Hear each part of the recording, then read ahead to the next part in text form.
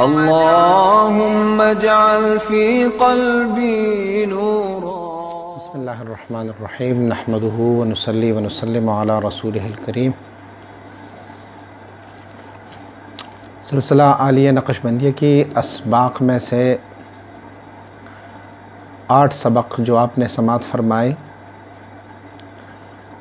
اس کے علاوہ سلسلہ عالیہ نقشبندیہ کی اسباق میں مراقبات ہیں. مراقبہ کی لفظی اور لغوی معنی جو ہے وہ ترقب کی ہے، اور ترقب کہتے ہیں انتظار کو. کسی چیز کی انتظار کرنے کو مراقبہ کہتے ہیں، اور اسے مشائخ نے استنباط کیا ہے حضور سید عالم صلی اللہ علیہ وآلہ وسلم بارک کی غار حرا میں ترقب اور مراقبہ سے. حضور سید عالم صلی اللہ علیہ وسلم باختلاف روایات مہینے میں چند دن غار حرا میں گزارا کرتے ہوتے تھے. ان میں سے جو آپ کی ایام وہاں ہوتے تھے، ان دنوں میں آپ ترقب اور انتظار میں ہوتے تھے. بلکہ اگر حدیث طیبہ کا مطالعہ کیا جائے تو حدیث میں یہ بات بطور اکمل ہے کہ حضور سید عالم صلی اللہ علیہ وسلم وہاں سے کعبۃ اللہ کا نظارہ فرمایا کرتے ہوتے تھے. اور پھر کچھ آپ کی جو نماز کا طریقہ تھا، تب تک تو نماز کی فرضیت بھی ثابت نہیں تھی، لیکن آپ نماز پڑھا کرتے ہوتے تھے اور پھر ذکر الہی اور یاد الہی میں مستغرق رہتے تھے. حتیٰ کہ ان دنوں میں آپ اپنے ساتھ کھانے وغیرہ کے اسباب بھی اپنے ساتھ لے کے جاتے اور وہاں پر کچھ دن گزار لیتے، اور ترقب اور مراقبہ کی حالت ہوتی تھی. سلسلہ عالیہ نقشبندیہ میں مشائخ کرام نے 36 مراقبات مرتب فرمائے ہوئے ہیں. ان میں سے ہر مراقبہ کسی خاص لطیفے کی طرف دھیان اور فیض کی انتظار کا نام ہے. کوئی پوچھ سکتا ہے کہ صحابہ کرام رضوان اللہ علیہ مجمعین کے دور میں تو کوئی مراقبہ نہیں ہوا تھا، تو بعد میں مراقبات کیسے آئے؟ سمپل اور آسان جواب ہے کہ صحابہ کرام رضوان اللہ علیہ مجمعین محض حضور سید عالم صلی اللہ علیہ وسلم بارک کی صحبت اطہر پر مشرف اور فائز ہونے کے ساتھ ہی اللہ کی وصل و قرب کے مقامات کو طے فرمایا کرتے ہوتے ہیں، اور حضور کی اس ایک نگاہ اور توجہ سے ہر صحابی اللہ کی اس وصل و قرب اور اللہ کی جو مراتب قرب ہے اسے وہ حاصل کر جاتے. فلہذا ان لوگوں کو مراقبے اور ترقب کی کوئی ضرورت تھی ہی نہیں. بعد میں لوگ چونکہ وہ صحبت جو حضور سید عالم صلی اللہ علیہ وسلم بارک کی ہے اس سے لوگ محروم رہ گئے، تو اب ضرورت تھی کہ کوئی ترقب اور مراقبہ کیا جائے، انتظار کیا جائے، اپنے آپ کو اللہ رب العزت کی وصل و قرب میں لے جانے کے لیے مختلف ذرائع کو استعمال کریں. تو مشائخ نے ان ذرائع میں سے ایک ذریعہ جو ہے وہ مراقبے کا رکھا. حضرات مشائخ فرماتے ہیں کہ مراقبہ کے دوران اپنی پوزیشن یوں رکھنی چاہیے کہ جیسے ایک بلی اپنی شکار کے لیے کلہم متوجہ ہوتی ہے، اور وہ اس انتظار میں ہے کہ کب ان کا شکار ہو اور وہ جپٹ لے اس شکار کو. تو کسی سالک کو بھی مراقبے کے دوران ایسے ترقب اور انتظار میں اللہ کی فیض اور انوار و تجلیات کی طرف متوجہ رہنا ہوتا ہے تاکہ وہ ان مراقبات میں سے فائدہ حاصل کر سکے اور اپنی قلوب اور اپنی ذہن کو، اذہان کو اور اپنی لطائف کو ان انوار و تجلیات سے منور اور مستفید فرمائے. اختلاف ہے اس بات میں کہ مراقبات تدوین کس نے کی اور یہ مراقبات کون سے بزرگ نے ایجاد فرمائے. تو عرض کرنا ہے کہ سلسلہ عالیہ نقشبندیہ کے مراقبات جو 36 ہے، ان میں سے کچھ مراقبات حضرت شاہ نقشبند بہاءالدین شاہ نقشبند رحمۃ اللہ تعالیہ نے مقرر فرمائے ہیں، اور کچھ مراقبات حضرت خواجہ عبید اللہ احرار رحمہ اللہ الابرار آپ مبارک نے ارشاد فرمائے ہیں. اور زیادہ تر جو مراقبات ہیں وہ حضور سیدنا امام ربانی مجدد الفسانی شیخ احمد فاروق سرہندی رحمہ اللہ الباری نے مرتب فرمائے ہیں. آپ مبارک کی عادت طیبہ یہ تھی کہ آپ فجر کی نماز پہلے وقت میں ادا فرمایا کرتے ہوتے تھے، اور فجر کی نماز سے لے کے فجر کی نماز کے بعد سے لے کے اشراق تک آپ کی ایک نشست خصوصی ہوتی تھی، مراقبہ کی نشست ہوتی تھی۔ تو حضرت امام ربانی مجد الفسانی رحمۃ اللہ تعالی نے اپنے ایک مکتوب شریف میں ان مراقبات کی طرف حوالہ بھی دیا ہے۔ آپ فرماتے ہیں کہ تزکیہ اور تصفیہ، اللہ کی وصل و قرب کے لیے جو چند چیزوں کی ضرورت ہے ان میں سے ایک تو ذکر لطائف ہے ہی، لیکن آپ نے فرمایا کہ نفی اثبات اور مراقبات یہ بندے کو اللہ رب العزت کی وصل و قرب میں بہت جلدی لے کے جاتا ہے، اور یہ ایک اقرب اور بہت قوی وسیلہ ہے اللہ رب العزت کی وصل و قرب کے لیے۔ سلسلہ عالیہ نقشبندیہ کی مراقبات چونکہ زبان فارسی میں مندرج کی گئی ہے اور زبان فارسی میں اسے ارشاد فرمایا گیا ہے، فلہذا مشائخ فرماتے ہیں جو چیز جس اصل میں موجود ہو اسی اصل میں ہی ان کو پڑھنا چاہیے اور اسی اصل میں ہی ان کو کنٹینیو کرنی چاہیے۔ ہم اگر فارسی سے نابلد ہے اور ہم فارسی زبان نہیں سمجھتے تو کم از کم یوں کیا جا سکتا ہے کہ ان مراقبات کی مفہوم کو ہم اپنی ذہن میں رکھیں اور اس کے بعد وہ مراقبات جس لطیفے کا بھی ہو اسی لطیفے کی طرف دھیان رکھیں۔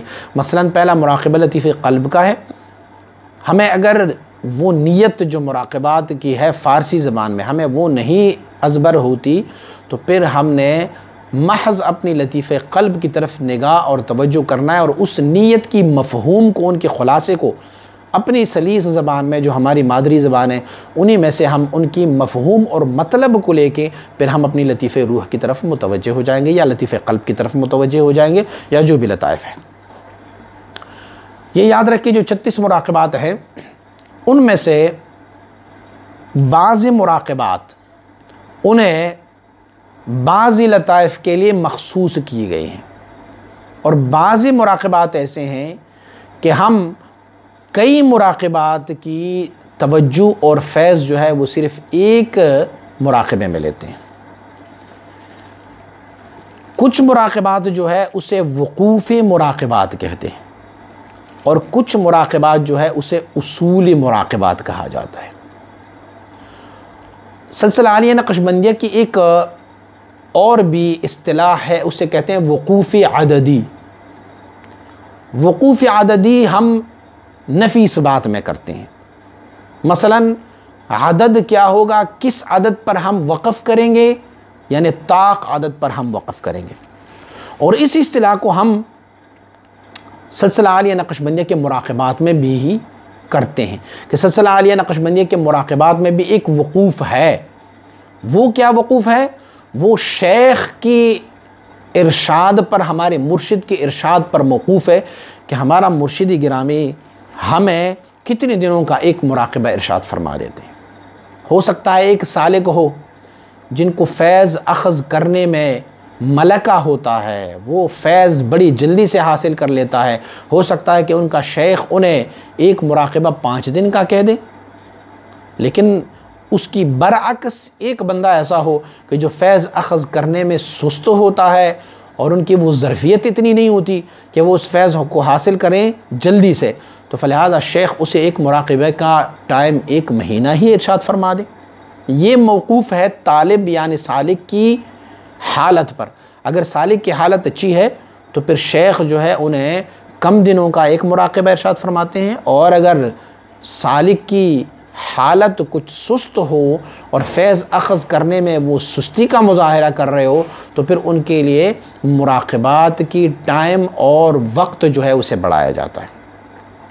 بہرحال جو ہمیں ہمارے مشائخ کرام نے مراقبات کا طریقہ بتایا ہوا ہے وہ یہ ہے کہ مراقب کو چاہیے، مراقبہ کرنے والے کو چاہیے کہ وہ باوضو رہے۔ دوسری بات یہ ہے کہ وہ کوئی خلوت والی جگہ ڈھونڈ لیں کہ بسا اوقات جب ہم لوگوں کے درمیان بیٹھ جاتے ہیں تو مختلف لوگوں کی مختلف حرکات اور آواز سے ہمارا دھیان اور خیال جو ہے وہ بٹ جاتا ہے، وہ منتشر ہوتا ہے، تو کوئی خلوت والی جگہ منتخب کر لیں۔ پھر بہتر طریقہ یہ ہے کہ آنکھیں بند رکھیں اور زبان تالو کے ساتھ لگائیں، رخ با قبلہ بیٹھ جائیں، اور کچھ مشائخ نے تو یہاں تک ارشاد فرمایا ہوا ہے کہ وہ اپنے چہرے پر کوئی چادر ڈال لے. چادر ڈالنے کی ضرورت اسی لیے محسوس کی گئی ہے کہ جیسے ہم اعتکاف والے اعتکاف میں بیٹھ جاتے ہیں تو مسجد میں چادریں لگا کے اعتکاف میں بیٹھ جاتے ہیں تاکہ لوگوں کو یہ پتہ چلے کہ یہ بندہ اعتکاف میں بیٹھا ہوا ہے، تو فلہٰذا ان کے ساتھ دنیاوی امور یا ان کو ڈسٹرب نہ کی جائے. ایسے ہی اگر ہم نے اپنے سر پر کوئی چادر وغیرہ ڈالی ہو تو لوگوں کو آٹومیٹکلی یہ پتہ ہو کہ یہ بندہ مراقبہ کرنے لگا ہے، تو اسی لیے ہمیں وہ کوئی ڈسٹرب کرنے کی کوشش نہیں کریں گے. بہرحال اگر سر کے اوپر چادر بھی نہ ہو تو بھی مستحسن ہے، ٹھیک ہے، کوئی مسئلہ نہیں اس میں. آنکھیں بند کرنے کے لیے بھی مشائخ نے فرمایا ہوا ہے کہ یہ آنکھیں بند کرنے سے مراد اور مقصد یہ ہوتی ہے کہ ہماری یکسوئی حاصل رہے، کیونکہ جب ہماری آنکھیں کھلی رہتی ہیں تو پھر ہم ادھر ادھر کی چیزوں کا مشاہدہ کرتے ہیں اور جو اصل چیز جس کا مشاہدہ ہم کرنا چاہتے ہیں وہ ہم سے فوت ہو جاتا ہے. اسی لیے مشائخ نے فرمایا ہوا ہے کہ یکسوئی حاصل کرنے کے لیے اپنی آنکھوں کو بند رکھیں. ہاں کسی بندے کو آنکھ بند کرنے یا نہ کرنے سے کوئی فرق نہیں پڑتا تو وہ کھلی آنکھوں سے بھی مراقبہ کر سکتے ہیں. اور مشائخ نے فرمایا ہوا ہے کہ بہتر طریقہ یہ ہے کہ بندہ سانس روک کے مراقبہ کر لے، کہ سانس روکنے سے بھی ایک یکسوئی مل جاتی ہے بندے کو، لیکن یہ شرط اس میں لازم نہیں ہے کہ حتماً اور ضروراً آپ نے سانس روک کی ہی مراقبہ کرنا ہوتا ہے، یہ اس میں کوئی ضروری نہیں ہوتی. اپنے ذہن کو تمام خیالات سے بالکل صاف کریں اور پہلے اس کی مراقبے کی جو بھی مراقبہ آپ کرنا چاہیں گے ان کی آپ نیت فرما لیں. 36 مراقبات میں سے ہر ایک مراقبے کی نیت موجود ہے اور ہمارے سلسلے کے بہت سارے کتابوں میں وہ مندرج بھی ہے. بہرحال میں بھی ان میں سے ایک ایک کر کے انشاءاللہ العزیز گوش گزار کروں گا. اپنی شیخ کی اجازت سے ہی مراقبہ ہو اور وہ بندہ مراقبہ کرنے کے اہل ہے جو نفیس بات کو تکمیل تک پہنچایا ہو، جن کی 7 اسباق کے بعد نفیس بات بھی ہو چکا ہو، اس کے بعد انہیں مراقبات کا حکم دیا جائے اور پھر وہ مراقبہ شروع کر لیں. شیخ کامل مکمل نے، آپ کے مرشد نے آپ کو جتنا بھی ٹائم منتخب کیا کہ 10 منٹ آپ نے مراقبہ کرنا ہے، 20 منٹ آپ نے مراقبہ کرنا ہے، وہ شیخ کے حکم کی تعمیل پر ہوگی. مشائخ نے، اکثر و بیشتر مشائخ نے کم سے کم ٹائم رکھا ہوا ہے مراقبے کا، کم از کم 5 منٹ اور زیادہ سے زیادہ جتنا آپ کا ذوق و شوق رہا، جتنا بھی آپ کو استغراق ملا، جتنا بھی آپ کی ذوق و شوق ہوتی رہی، اتنا ہی آپ مراقبہ کرتے جائیں. ٹائمنگ کے بارے میں کہ کس ٹائم مراقبہ کی جائے تو حضور سیدنا امام ربانی مجرب ثانی رحمۃ اللہ تعالی کی عمل ہمارے لیے مشعل راہ ہے. آپ فجر کی نماز کے بعد یا پھر عصر کی نماز کے بعد 2 ٹائموں میں سے کسی ایک ٹائم آپ مراقبہ فرمایا کرتے ہوتے تھے اور اپنی مریدوں سے بھی مراقبہ کرواتے رہتے تھے. گویا کسی کو اگر فجر کا ٹائم مل جاتا ہے تو بہترین ٹائم ہے، اگر فجر کا ٹائم نہ ملے، وہ ٹائم کسی اور شغل میں وہ مصروف ہو جائیں تو پھر عصر کے بعد بھی مراقبہ کر سکتے ہیں. یہ 2 بہترین ٹائم ہے. مبتدی سالک کے لیے تو لازماً چاہیے کہ ان 2 ٹائموں میں سے کسی ایک ٹائم کو فالو کر لے. ہاں ایک بندہ جس نے اپنے سارے مراقبات کمپلیٹ کر لیے اور کمپلیٹ کرنے کے بعد اس کی دوبارہ دہرائی کرتے ہیں تو پھر ان کے لیے دن رات کسی بھی ٹائم وہ مراقبے کو دہرا سکتے ہیں، دوبارہ مراقبہ کر سکتے ہیں. پھر بھی بہتر اوقات یہی 2 اوقات ہے کہ فجر کی نماز کے بعد یا عصر کی نماز کے بعد. یاد رکھیے کہ فجر کی نماز سے لے کے سورج طلوع ہونے تک اسے فرض تقدیری کہا جاتا ہے. اور فرض تقدیری کیا مسئلہ یہ ہے کہ آپ اس ٹائم نہ سوئیں، نہ کسی اور کام میں مشغول ہو جائیں، اور بہتر طریقہ یہ ہے کہ جہاں پر آپ نے نماز فجر ادا کی ہے اسی جگہ پر آپ بیٹھ جائیں جب تک کہ سورج طلوع نہیں ہوتا. آپ سورج طلوع ہونے کے بعد پھر اشراق کی نماز پڑھیں تو آپ کو الہ العالمین اجر اور ثواب عطا فرمائے گا. جتنی بھی لمحات آپ نے گزارے ہیں تو آپ کو ان لمحات میں فرض نماز پڑھنے کے مقابل میں مطابق آپ کو اجر اور ثواب ملتا رہے گا. تو کیا یہ بہتر ٹائم ہے کہ ہم اس ٹائم اگر مراقبہ کر لیں تو یہ سب سے بہترین ٹائم اور بہترین وقت ہے. اب شروع کرتے ہیں نیت پہ. میں نے عرض کی کہ مراقبات 2 قسم کے ہیں. ایک کو وقوف مراقبات کہتے ہیں، ایک کو اصول مراقبات کہتے ہیں۔ وقوف مراقبات سے معنی یہ ہے کہ ہماری سینے میں جو لطائف ہے، اس لطائف کے کچھ اصول بھی ہوتے ہیں۔ ہماری سینے میں لطیفہ قلب، روح، سر، خفی، اخفا، یا ہمارے جسم میں نفسی اور قالبی ہے۔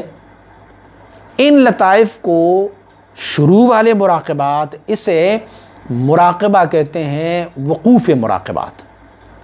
وقوف مراقبات میں سے ہم نے ہر مراقبہ فجر کی نماز کے بعد یا عصر کی نماز کے بعد کم از کم 5 منٹ، زیادہ سے زیادہ جتنا آپ کا ذوق و شوق رہا، اور ہر مراقبے کو ہم کم از کم 5 دن کا مراقبہ، حضور سید مبارک صاحب علیہ الرحمہ آپ نے ارشاد فرمایا کہ وقوف والے مراقبات آپ کم از کم ہر مراقبہ 5 دن تکرار کریں گے، اسے کنٹینیو کر لیں گے 5 دن وہی ایک مراقبہ۔ نیت فارسی زبان میں سیکھیں، اسے زبانی ہم یاد کریں۔ اس میں بھی ایک اختلاف موجود ہے کہ کیا ہم مراقبے کی نیت کو بزبان پڑھیں یا خفیہ یا تصور سے پڑھیں۔ اکثر مشائخ کا اس میں یہ فتویٰ ہے کہ ہم نیت کی تعلق ہوتی ہے قلب سے، دل سے، لیکن اگر دل اور زبان دونوں سے کسی نیت کو ادا کی جائے تو وہ بہترین طریقہ ہے۔ لیکن اگر کسی شخص نے یہ سوال پوچھا کہ سلسلہ عالیہ نقشبندیہ میں تو ذکر جہری اور ذکر لسانی ہوتا نہیں ہے، تو فلہٰذا بہترین طریقہ یہ ہے کہ انہیں ہم زبان حال سے، یعنی تصور سے، خیال سے، دل ہی دل میں ان کی مفہوم کو یا اسی نیت کو ہم دہرائیں اور پھر متوجہ ہو جائیں۔ اور ذوق و شوق بڑھتا رہے تو آپ اس مراقبے کو پوری دن میں کئی بار کنٹینیو کر سکتے ہیں، اور ان کی ٹائم لیمٹ جو ہے اسے بھی آپ بڑھا سکتے ہیں۔